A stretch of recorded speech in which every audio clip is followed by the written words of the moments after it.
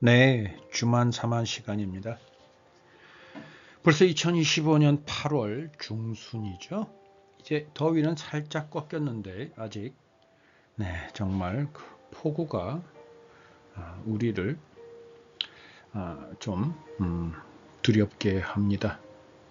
혹시 자연의 변화는 우리의 예상과 또는 우리의 지식 위에 있다고 여겨지죠.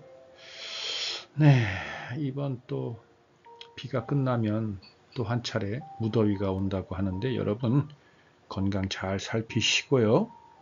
뿐만 아니라 두려움이나 염려나 걱정에 사로잡히지 않도록 여러분의 영적 건강도 잘 챙기시기 바랍니다. 자, 이번 주 주만 사만 제목은 하나님은 돈에 관심 없어요입니다.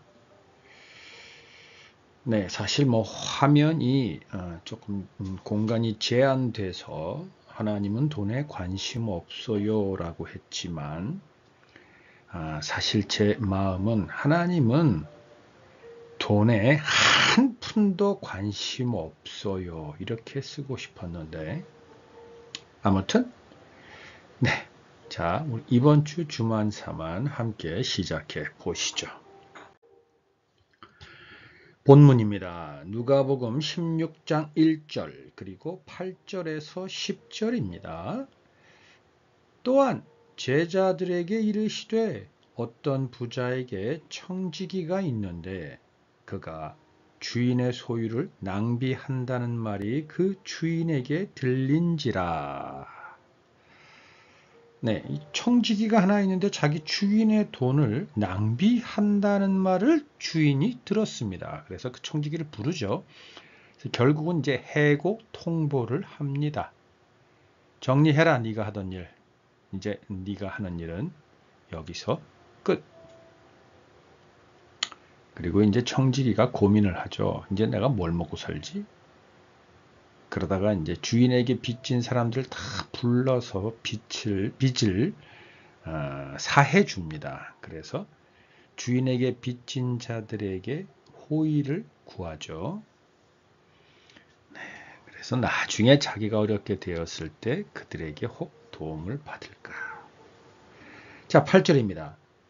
주인이 이 옳지 않은 청지기가 이를 지혜 있게 하였으므로 칭찬하였으니 이 세대의 아들들이 자기 시대에 있어서는 빛의 아들들보다 더 지혜로움이니라.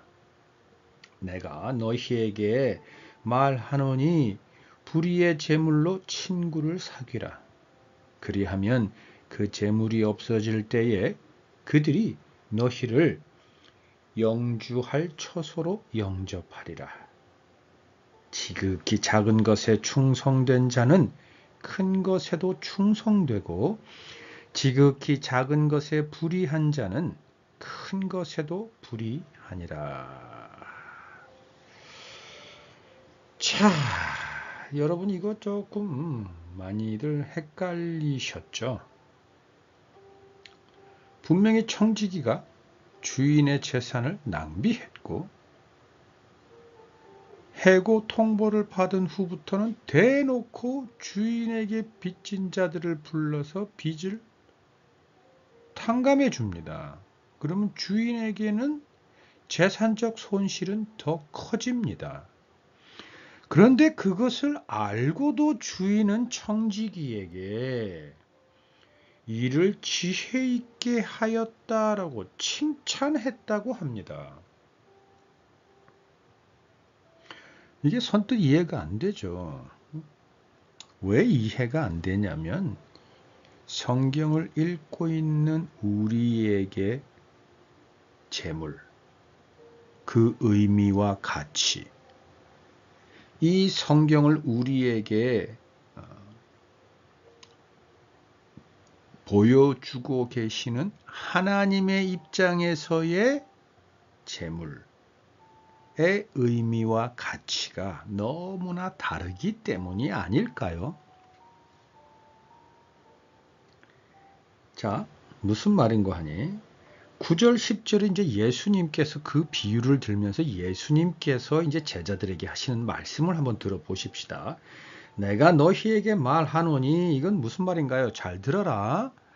자, 헷갈리지 마라. 이제 이 내가 너희에게 들려준 비유의 핵심이야. 잘 들어봐.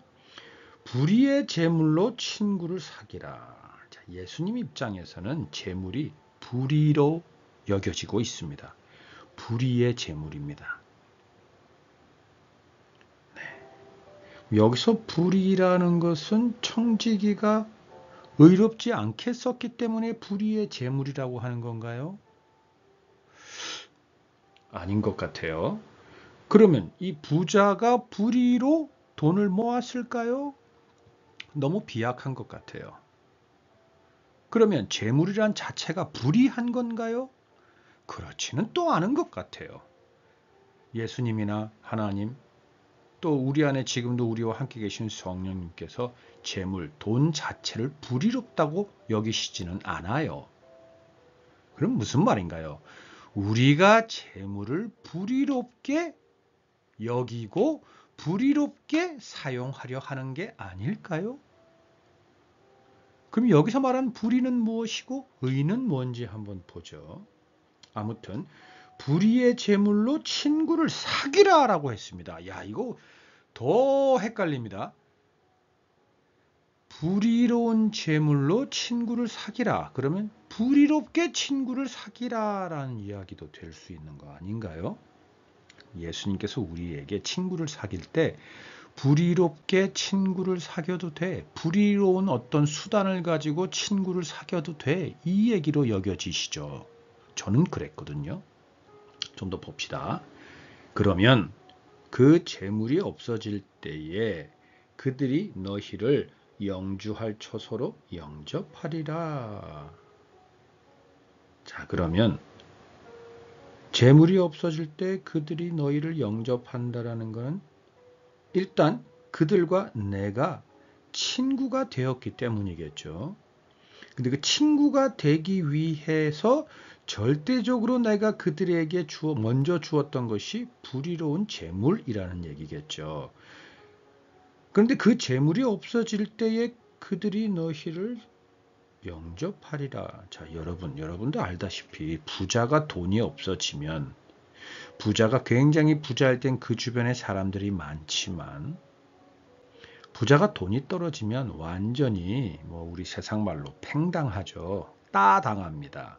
그거는 동양이나 서양이나 옛날이나 지금이나 똑같습니다.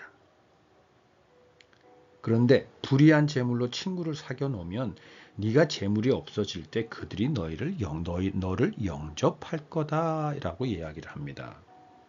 그러면 이게 우리가 일반적으로 지금 생각하고 있는 불의한 재물 또는 친구 또는 영접, 이게 우리가 생각하는 개념과 많이 다르다라는 생각을 이제쯤 이 정도 되면 우리는 한번 생각해 봐야 합니다.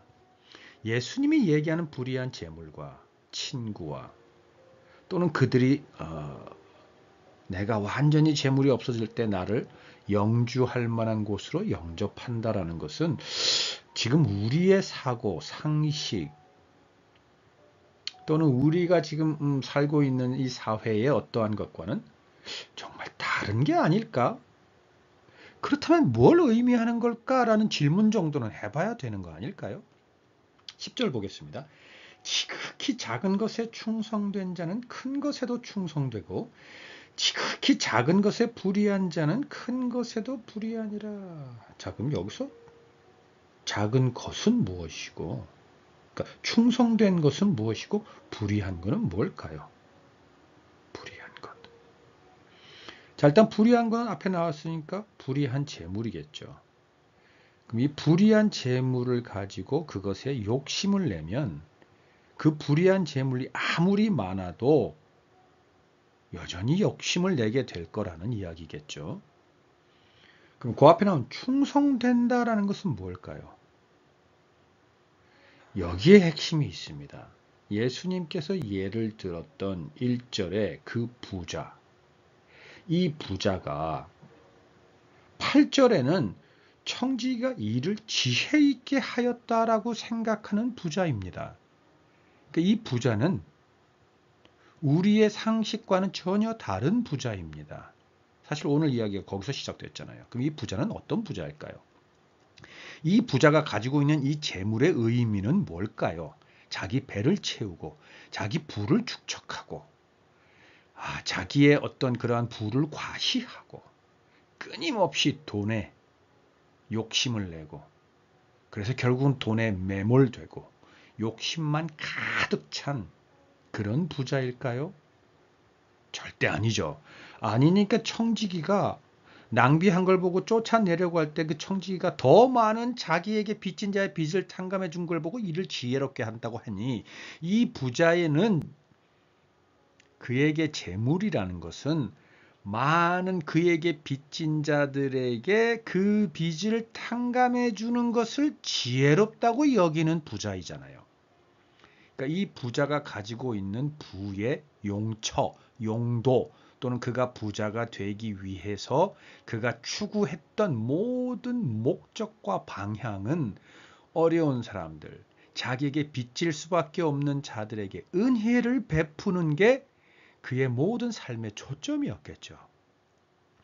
그것에 충성된 자는 그래서 그가 가진 재물이 얼마나 많은지 이 청지기가 낭비하고 또 부자에게 빚진 자를 다 불러서 그 빚을 탕감해 준 그것마저도 너무 작은 거라 여기고 그것을 이 청지기가 뒤늦게나마 자기에게 빚진 자들을 불러서 그 빚을 탕감해 주는 것을 이 부자는 그 청지기에게 지혜롭다라고 했을 뿐만 아니라 예수님은 그 비유를 들면서 10절에 부자가 돈을 쓰는 그 의미를 비로소 깨닫고 그것을 행한 것을 작은 것에 충성된 자는 나중에 이 부자가 그의 재산을 다 맡겨도 그는 그에게 빚진 자들을 불러서 그 빚을 탕감해 주는 그 의로운 일을 하는 청지기가 될 기회를 그가 깨닫고 그렇게 했다라는 것, 그것을 강조하는 겁니다.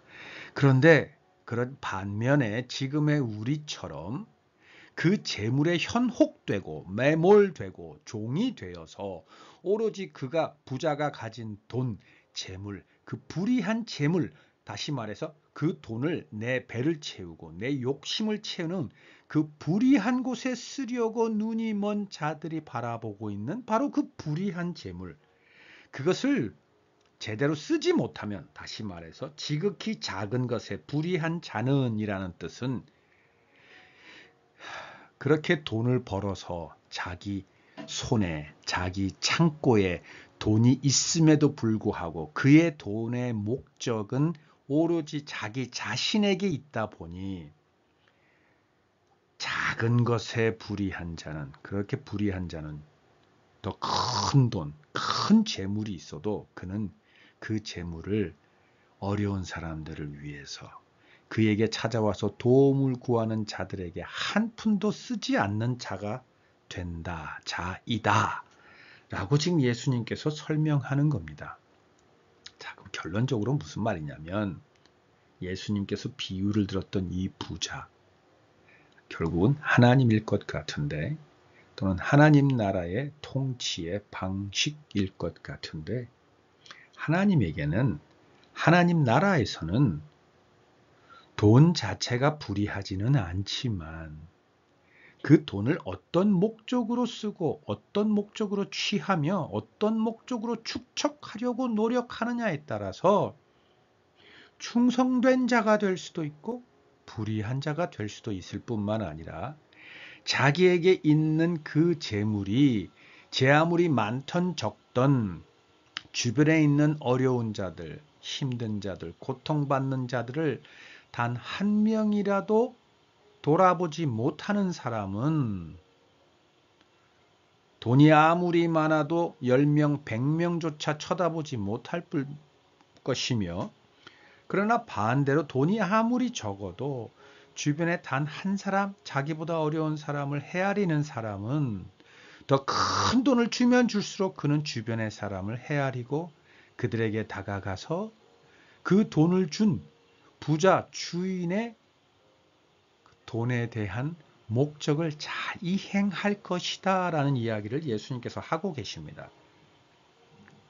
자, 그래서 하나님께서 돈을 돈으로, 재물을 재물로 그대로 두시고 하늘나라에서 살고 있는 우리가 하나님과 하나가 되어 그의 자녀, 그의 청지기로 사는 우리가 재물, 돈을 가질 수 있도록 하는 이유는 딱 하나입니다.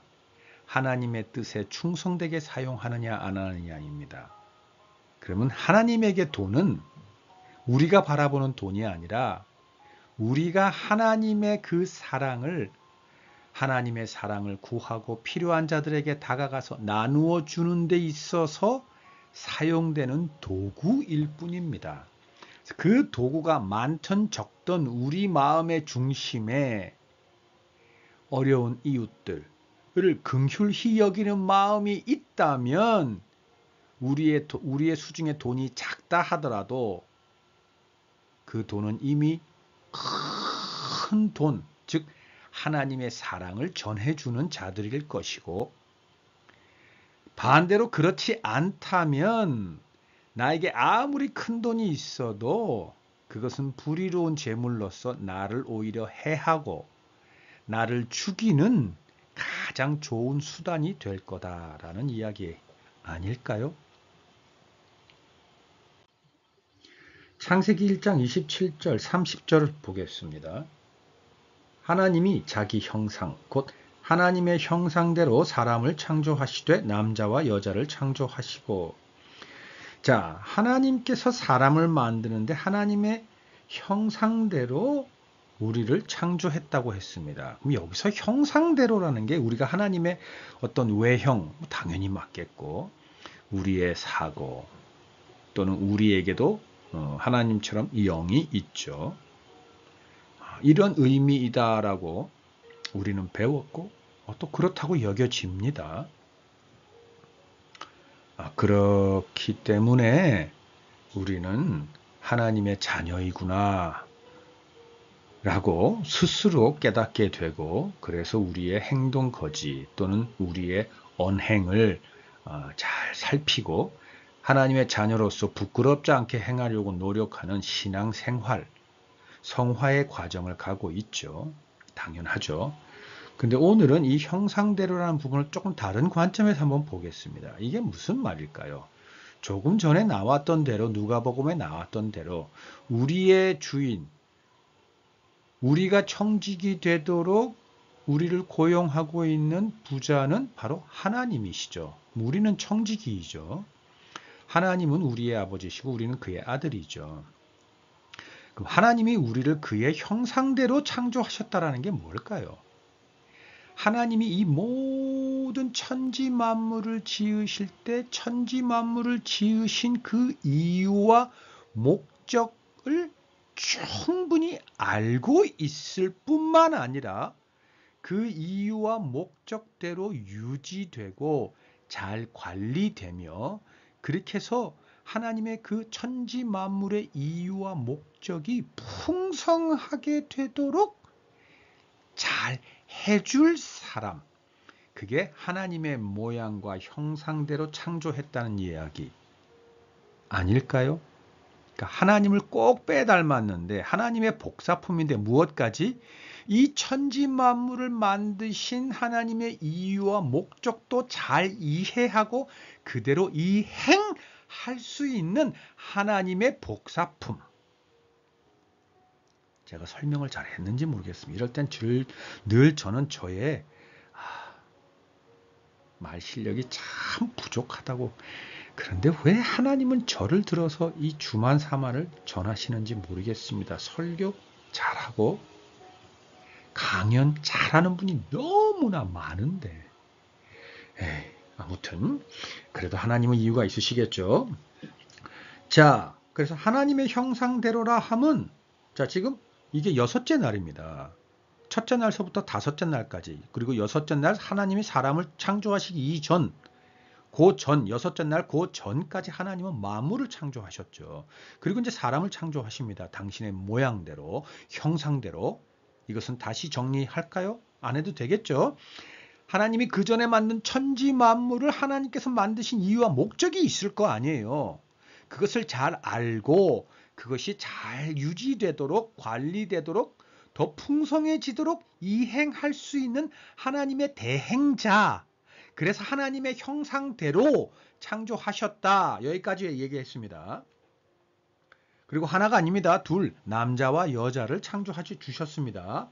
자, 28절 들어갑니다. 하나님이 그들에게 복을 주시며 하나님이 그들에게 이르시되 생육하고 번성하여 땅에 충만하라. 자, 이것이 생육하고 번성하여 땅에 충만하라. 이것이 아까 얘기한 대로 내가 천지 만물을 지어 놓았는데 그리고 마지막에 너를 만들었는데 내 이 천지 만물을 지은 나의 뜻과 이유와 목적대로 네가 이것을 잘 유지하고 관리하고 이것이 풍성해지도록 해야 해. 오케이? 그러려면 더 풍성해지면 질수록 더 많은 너가 필요하겠지? 그러니 역시 너 역시도 건강하게 서로 행복하게 잘 살면서 딸, 아들 잘 낳아서 그 수가 많아지게 할 뿐만 아니라 그들을 잘 교육하고 잘 훈육해서 그들이 너의 뜻, 즉 하나님인 나의 뜻, 즉 이 천지 만물이 사랑 안에서 은혜 안에서 너무나 평안하고 조화롭고 자유롭게 잘 자라고 풍성해져서 너무나 아름다운 곳이 되도록 너희가 그렇게 노력하고 유지하고 관리하고 더 풍성해지도록 해야 된다라는 것을 그들에게도 잘 가르쳐서 잘 배운 너희의 자녀들이 이 땅에 와 너무나 많아지도록 해라는 뜻이겠죠. 아닐까요? 심지어 땅을 정복하라. 여기서 정복하라라는 것은 다스려라. 그래서 예전에 한번 제가 다른 컨텐츠를 통해서 여기에 영어 번역본들을 찾아보면 govern이라는 단어가 나오는데 이 govern은 정복하고 다스리다. 정부, governor, 정부에서 정부 일을 하는 사람을 governor죠. 그러나 이 govern이라는 뜻 사전에 쭉 찾아보면 저 아래에 보면 선행을 베풀다. 선행으로 다스리다라는 뜻이 있다고 한번 제가 나눈 적이 있었는데 여기서 정복하라는 의미조차도 우리가 생각하는 것처럼 누구를 다스리라는 게 아닙니다. 하나님이 생각하는 왕은 어떤 왕인가요? 백성을 자기보다 더 귀히 여기고 백성을 위해서 노심초사 무엇을 해줄까 고민하고 백성이 행복하게 살기를 바라는 바로 그게 하나님이 바라는 왕입니다. 하나님이 우리에게 그렇게 해주셨습니다. 예수 그리스도를 통해서. 예수 그리스도를 이 땅에 보내셔서 우리가 예수 그리스도 통해서 이 땅의 왕이 어떤 모양인지를 우리가 보고 배우게 하신 게 바로 예수님의 3년의 공생애입니다. 바로 그렇게 이 땅을 잘 행복하게 만들어 주렴이라는 게 지금 28절의 내용입니다. 그러면서 바다의 물고기와 하늘의 새와 땅에 움직이는 모든 생물을 다스리라. 심지어 이 땅에 우리 외에 존재하는 모든 생명체를 우리 보고 너희가 잘 아껴야 돼 라고 맡기십니다. 29절 볼까요? 하나님이 이르시되 내가 온 지면에 씨 맺는 모든 채소와 씨 가진 열매 맺는 모든 나무를 너희에게 주노니 너희의 먹을 것이 되리라. 우리에게 먹을 것도 다 주셨습니다. 다 주셨습니다. 이 땅에 있는 존재하는 모든 걸 다 우리의 먹을 걸로 주셨습니다. 호흡하는 생명을 우리가 서로 그들과 서로 대화하고 교감하면서 하나님이 우리에게 주신 그 하나님의 모양과 형상을 그들에게 다 나누어 주라고 이 땅의 모든 생명체 주셨고 이 땅의 모든 먹을 것도 다 주셨습니다. 또 땅의 모든 짐승과 하늘의 모든 새와 생명이 있어 땅에 기는 모든 것에게는 내가 모든 푸른 풀을 먹을거리로 주노라 하시니 그대로 되니라. 심지어 우리와 함께 교감하고 우리가 하나님의 사랑을 나누고 주고받는 그 생명체에게도 먹을 것을 다 주셨습니다. 그러니까 그들을 뭘로 먹일 건지 고민 안 하셔도 됩니다. 자, 그러니까 무슨 말이냐면 하나님께서 창조하신 모든 걸 우리한테 몽땅 다 주셨습니다. 몽땅 다. 그러니 아까 27절 하나님의 형상대로가 하나님이 천지 만물을 창조하신 그 이유와 목적대로 잘 우리가 이행할 수 있는 우리가 되도록 이라는 뜻 아닐까요? 라고 제가 여러분에게 되물었던 그 의미를 아시겠죠? 여러분, 하나님은 이미 우리에게 당신이 닷새 반 인간을 만드는 그 전 여섯째 날까지 만든 모든 것을 인간을 만든 후에 인간에게 다 주셨어요. 성경은 우리가 살아갈 환경을 만들고 우리에게 주셨다라고 하는데 그 말도 맞습니다. 그러나 거기서 하나 빠지면 안 되는 것이 우리에게 다 준 이유는 하나님이 천지 만물을 창조하신 이유를 우리가 그대로 잘 이해하고 이행할 수 있어야 한다는 전제 조건, 다시 말해서 하나님의 형상대로 우리를 만드셨다는 걸 잊으면 안 된다라는 겁니다. 그러니 하나님께서 우리에게 준 거는 이 당시는 모든 생명과 먹을거리지만 시간이 지나서 오늘은 뭘까요? 재물인 겁니다. 이걸 예수님께서 아까 누가복음엔 재물이라고 부자가 가진 재물을 비유하신 겁니다. 그냥 그 당시 이스라엘 사람들에게는 먹을거리는 뭘로 구하나요? 돈으로. 옷은 뭘로 구하나요? 돈으로. 그들에게 필요한 것은 무엇으로 채우나요? 돈으로. 그렇기 때문에 예수님께서 재물이라는 단어로 비유를 하신 겁니다. 그러나 본질은 뭐냐고요? 우리에게 있어야 할 것을 다 주셨다라는 겁니다. 그럼 아까 지혜롭게 했다라는 것, 충성된다라는 것은 뭔가요? 하나님께서 우리를 그 당신의 모양과 형상대로 지으신 그대로 우리가 지금 살아가고 있으며 우리 주변에 우리에게 주어진 것을 그렇게 잘 사용하고 있으면 충성된 종이고, 아니 그렇지 않고 내 자신을 위해서, 욕심을 위해서, 내 배를 위해서, 나의 입을 것을 위해서 내가 집착하고 있다면 그것은 불의한 종인 겁니다. 여러분, 창세기 때 하나님은 우리에게 다 주셨고 지금도 하나님은 이 모든 세상을 우리에게 다 주셨습니다. 그런데 우리는 지금 우리 손에 돈이 없다고, 재물이 없다고 하나님께 한탄해하고 하나님께 부르짖고 있다면 오늘 누가복음과 창세기 우리가 다시 보아야 합니다. 여러분, 우리에게 필요한 것은 하나님의 모양과 형상이 내 안에 있으며 내가 그것을 바르게 이해하고 있으며 그리고 이해했다면 그에 합당하게 행동하고 있는지를 봐야 하고, 그것이 없다면 그것을 바로 하나님께 구해야 합니다. 너희는 먼저 그의 나라와 의를 구하라 라는 예수님의 말씀이 바로 그 말씀입니다. 그것을 우리는 하나님께 구해야 합니다. 하나님의 모양과 형상이 우리 안에 없을 때, 그러나 우리 안에 있음에도 불구하고 내가 그렇게 행하지 못할 때, 걱정과 염려와 두려움에 사로잡혀서 못할 때 바로 하나님께 도움을 구해야 하는 겁니다. 여러분, 하나님은 우리에게 재물 또는 이 지금 창세기에 나오는 이 모든 생명체와 먹을 것을 준 이유는 단 하나입니다.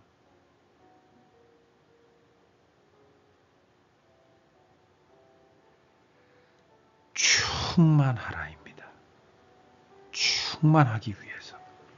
충만하려면 서로 사랑해야 합니다. 서로 이해하고 격려하고 힘이 되어주는 겁니다. 만약에 자기만을 생각한다면 충만해질 수 있습니까?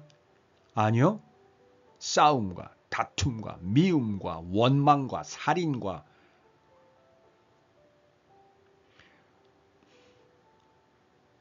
패악해지겠죠. 황폐해지겠죠. 버려진 땅이 가면 갈수록 늘어나겠죠. 그건 충만이 아닙니다.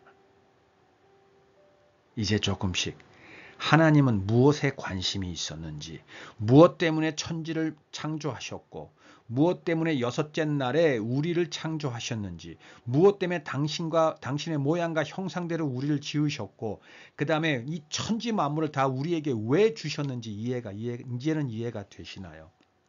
그리고 누가복음 예수님께서 들었던 그 비유에 앞뒤가 전혀 맞지 않는 그 비유와 그 비유가 끝난 후에 예수님께서 느닷없이 얘기한 작은 것에 충성된 자, 작은 것에 불의한 자, 이 예수님의 그 경고와도 같은 그 말씀, 이제 조금씩은 이해가 되나요? 자, 마지막 열왕기상 한번 보고 가겠습니다. 솔로몬에게 왔습니다. 11절서부터입니다. 이에 하나님이 그에게 이르시되 네가 이것을 구하도다. 자기를 위하여 장수하기를 구하지 아니하고 부를 구하지도 아니하며 자기 원수의 생명을 멸하기도 구하지 아니하고 오직 송사를 듣고 분별하는 지혜를 구하였으니, 자, 여기도 지혜라는 단어가 나오죠. 그러면 지혜는 장수, 그리고 원수의 생명을 멸하는 것, 이런 것을 구하지 않은 게 지혜로운 거다라고 지금 열왕기상 3장이 이야기하는 걸까요? 그것도 물론 맞습니다. 그런데 이것을 지혜롭다고 하는 것은 제가 보기에는 또 지금 이 주만 사만을 통해서 제 입술을 통해 하나님께서 우리 모두에게 들려주시는 핵심은 장수를 구하지 아니한 것, 부를 구하지 아니한 것, 원수의 생명을 멸하게 해달라고 구하지 아니한 것이 지혜로운 게 아니라 자기를 위하여 구하지 아니한 것이 지혜로운 거다라고 저는 하나님으로부터 그 마음, 그 음성을 지금 듣고 있습니다. 하나님이 솔로몬에게 지혜롭다고 한 것은 자기를 위하여 구한 것이 없기 때문입니다. 무엇을 위해 구했는지 한번 볼까요? 내가 네 말대로 하여 내게 지혜롭고 청명한 마음을 주노니, 자, 이제 하나님께서 솔로몬에게 지혜롭고 청명한 마음을 준다고 합니다. 내 앞에도 너와 같은 자가 없었거니와 내 뒤에도 너와 같은 자가 일어남이 없으리라. 솔로몬만큼 하나님의 백성을 어떻게 다스려야 하는지를 잘 아는 사람이 이제는 없을 거야. 왜냐하면 네가 바로 그것을 구했고 내가 너에게 그것을 주기 때문이야. 그래서 너만큼 나의 백성을 생각하고 나의 백성을 위하여 모든 마음과 정성과 심지어 너의 생명까지 다 내게 주는 사람이 없을 거야 라는 의미입니다.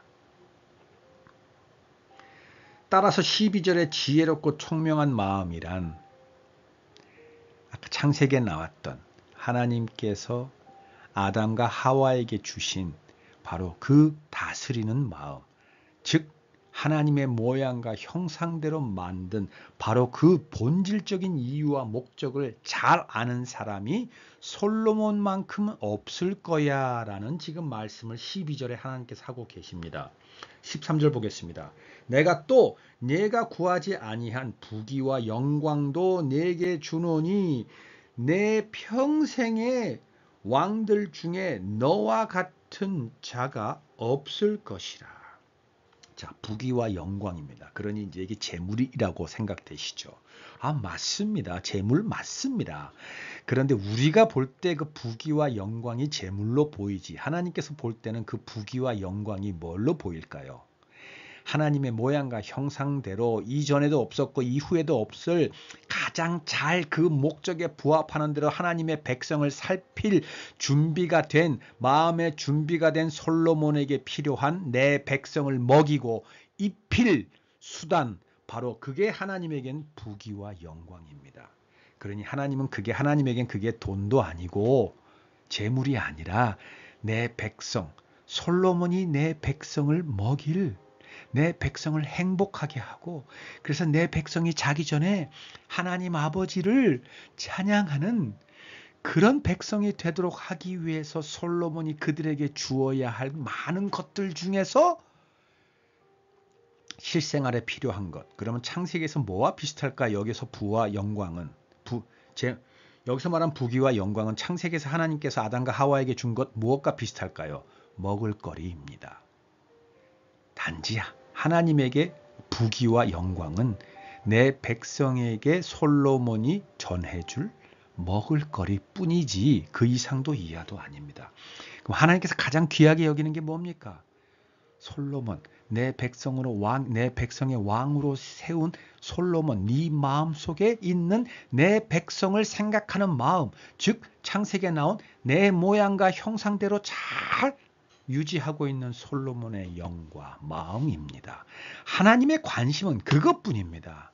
그럼 지금 이 시간 이 땅에 하나님께서 우리에게 갖는 관심은 그것 하나뿐입니다. 그리고 반대로 우리가 하나님께 구해야 될 것도 그것뿐입니다. 하나님의 모양과 형상. 그 외에는 하나님이 이미 다 주셨습니다. 우리가 그것을 깨닫지 못할 뿐입니다.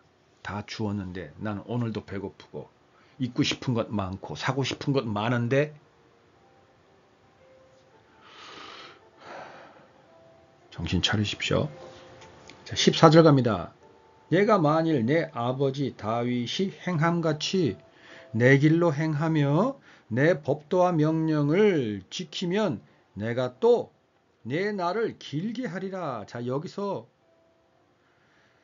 내 아버지 다윗이 행함같이 내 길로 행하며 내 법도와 명령을 지키면 이 말이 무엇인가요? 조금 전에 창세기에 내가 너를 내 모양과 형상대로 만들었던 것처럼 네가 내 모양과 형상대로 내 백성을 잘 다스리면 이 말입니다. 자, 그래서 하나님의 가장 큰 관심사, 그것을 솔로몬이 얼마나 정확하게 알고 있는지 한 번만 더 열왕기상 3장 앞절을 잠깐 보고 가겠습니다. 시간 벌써 36분이네요. 열왕기상 3장 6절에서 9절입니다. 솔로몬이 이르되 주의 종 내 아버지 다윗이 성실과 공의와 정직한 마음으로 주와 함께 주 앞에서 행함으로. 자, 다윗이 성실과 공의와 정직한 마음으로 주와 함께 주 앞에서 행했다라고 합니다. 이제 조금 이해가 되시나요? 이 말이?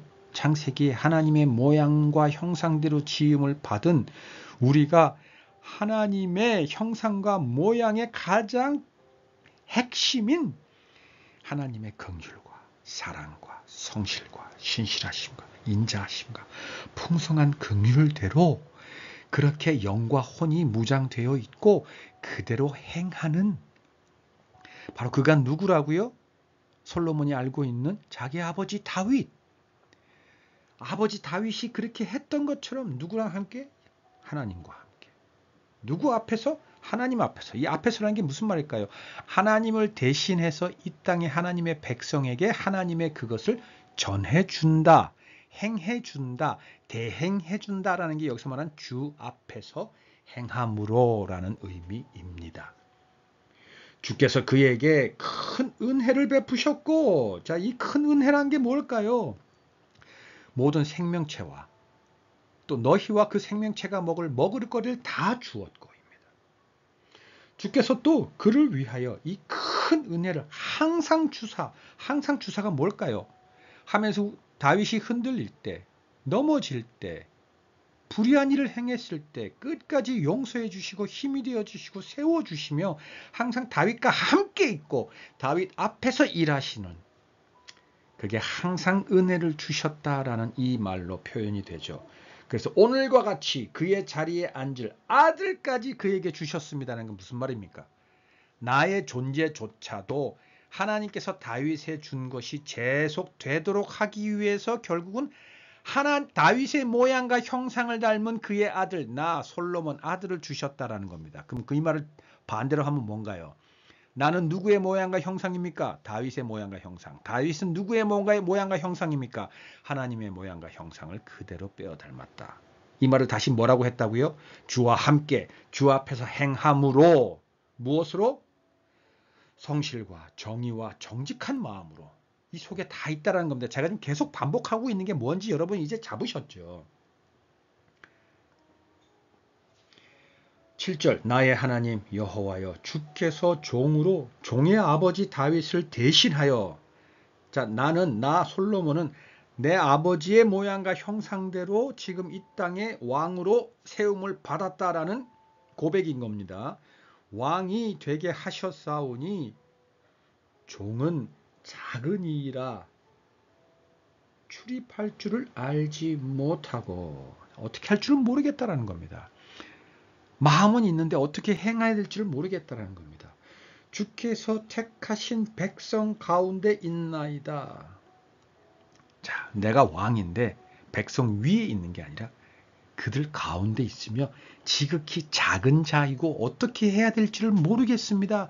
그래서 하나님의 백성 가운데 있을 뿐만 아니라 그들 안에서도 내가 뭘 해야 되는지를 도무지 알지 못하는 너무나 바보 같고 어리석고 무지한 자입니다라는 고백입니다. 그래서 뭘 달라고요? 그들은 큰 백성이라 수요가 많아서 셀 수도 없고 기록할 수도 없사오니 누가 주의 이 많은 백성을 재판할 수 있사오리이까? 듣는 마음을 종에게 주사 주의 백성을 재판하여 선악을 분별하게 하옵소서. 하나님의 백성의 의견을 듣고 그들의 재판을 할 수 있으며 재판하기 위해서 듣는 마음을 나에게 주셔서 주의 백성을 잘 재판할 수 있게 해주시고 그래서 선악을 분별하게 하옵소서입니다. 그래서 솔로몬이 원한 게 지혜입니다. 그죠? 그런데 여러분 오늘 우리가 하나 더 묵상해야 될 게 있습니다. 솔로몬이 하나님께 왜 지혜를 구했습니까? 하나님의 백성을 잘 재판하게 해달라고. 맞죠? 맞죠? 그러면 솔로몬이 하나님께 지혜를 구한 이유가 하나님의 백성을 잘 재판하게 해달라고 하는 건데 잘 재판해서 솔로몬이 마지막에 하나님께 구하고 있는 게 뭡니까? 선과 악을 분별하게 하기 위해서입니다. 재판하는 솔로몬 본인, 왕으로 세움을 받은 본인도 선악이 무언지를 알기 위해서 하나님의 백성을 재판하는 것이고 재판을 잘 하기 위해서 지혜를 달라고 했던 겁니다. 결국 솔로몬은 선악이 뭔지를 분별하게 해주기 위해서 지혜를 달라고 한 겁니다. 그럼 솔로몬 자신이 선악을 분별한다면 재판도 선악에 의해서 잘 재판될 것이고 지혜롭다고 백성들로부터 존중을 받겠죠. 그러면 그 백성은 또 어떻습니까? 선악을 잘 분별하는 백성이 되겠죠. 하나님의 백성까지도 선악을 잘 분별하는 솔로몬의 지혜로 인해서 그 백성도 선악을 잘 분별하는 백성이 되는 겁니다. 바로 이게 하나님께서 아담과 하와를 다윗을 솔로몬을 하나님과 모양과 형상대로 잘 유지되고 행해 주기를 바라는 마음의 핵심인 겁니다. 우리 모두가 우리의 왕, 우리 백성인 우리조차도 선악이 무엇인지를 잘 분별하게 하기 위한 것. 그게 바로 하나님이 바라시는 것이고 솔로몬이 하나님에게 그것을 구한 겁니다. 지혜를 구했던 이유가 솔로몬 본인을 비롯해서 하나님의 백성들이 선악을 분별하는 것. 그럼 선악을 분별한다는 게 뭘까요? 자, 이제 오늘 우리가 처음 시작했던 그겁니다. 우리 앞에 돈이 있습니다. 이 돈을 우리가 선하게 쓸 것이냐, 악하게 쓸 것이냐, 충성되게 쓸 것이냐, 불의하게 쓸 것이냐. 이 돈을 우리가 하나님의 선악을 분별할 수 있도록 뿐만 아니라 우리가 어렵고 힘든 자들에게 찾아가서 하나님의 사랑을 전하면서 그 돈을 마음대로 흥청망청 생각 없이 써버릴 때 설사 그 돈은 돈일지언정 그 돈을 통해서 하나님의 사랑을 우리를 통해서 받은 저들은 돈을 보지 않고 이 돈을 잘 사용하고 있는 우리를 볼 것이며 우리를 통해서 그들은 하나님을 보게 됩니다. 우리와 함께 더불어 손잡고 눈물을 흘리며 하나님의 이름을 부르며 하나님을 찬양하는 우리가 되는 겁니다. 그 우리의 경계가 더 넓어지고 확장되어서 이 땅에 충만하게 되는 겁니다. 그 수가 갈수록 더 많아지고 많아지게 되는 겁니다. 바로 그게 아까 창세기 1장에 생육하고 번성하여 이 땅에 그 수가 충만하라라는 겁니다. 그러기 위해서 다스리는 핵심이 뭐라고요? 하나님의 마음과 그 사랑으로 서로 공감하고 주면서 사는 것. 내 것이 아닌 하나님의 백성을 향해서 하나님이 내게 주신 모든 것을 다 허랑방탕하게 다 써버리는 것. 계획 없이 다 줘버리는 것. 의심과 걱정과 염려와 두려움 없이 내 형제들 위해서 하나님 백성을 위해서 다 써버리는 것. 그러나 이미 하나님께서는 이 천지 만물을 다 나에게 주셨다는 것을 너무나 잘 알고 있는 것. 바로 그게 하나님께서 우리에게 바라는 딱 한 가지입니다. 우리를 통해서 이 땅에 구현해내고자 하는 오로지 한 가지 바로 그겁니다. 그것으로 충만한 이 땅, 하나님의 나라입니다. 하나님의 관심은 돈에 없습니다. 1절도 없습니다. 하나님의 나라가 충만해지고 잘 다스려지는 것, 즉 하나님의 사랑이 이 땅에 충만해지는 것, 즉 내 자신을 보는 게 아니라 내 형제, 이웃, 하나님의 백성을 바라보는 자들, 그리고 하나님께서 내게 주신 모든 것을 그들에게 다 쏟아붓는 바로 그 행함과 용기가 있는 자들, 그것을 위해서 자기 마음과 생명까지 내버리는 자들, 그래서 결국은 그들을 위해서 죽고 사흘 만에 다시 부활하는 자들, 그래서 새 생명으로 하나님의 말씀의 역사로 사는 자들이 이 땅에 충만해지는 것. 아멘. 또 다른 주제로 찾아뵙겠습니다. 안녕.